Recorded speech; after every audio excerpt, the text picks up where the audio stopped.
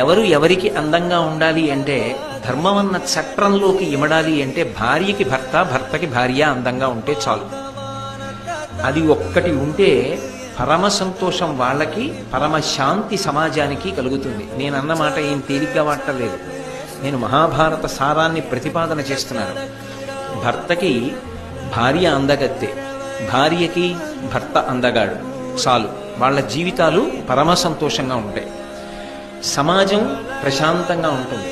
ఒక వ్యక్తి నా భార్య అందగత్తె కాదు అన్న భావన పొందిన, ఒక స్త్రీ నా భర్త ఎవరితోనో పోలిస్తే అంత సమర్థుడు కాడు, అంత గొప్పవాడు కాడు అన్న భావన పొందిన వాళ్ళ జీవితాలలోనూ సంతోషం ఉండదు, సమాజమునకు కూడా శాంతి ఉండదు. అది పరమ ప్రమాదకరమవుతుంది. అందుకే అందమనేటటువంటిది ఎక్కడి వరకు పరిమితము అంటే, నిజానికి అది కాల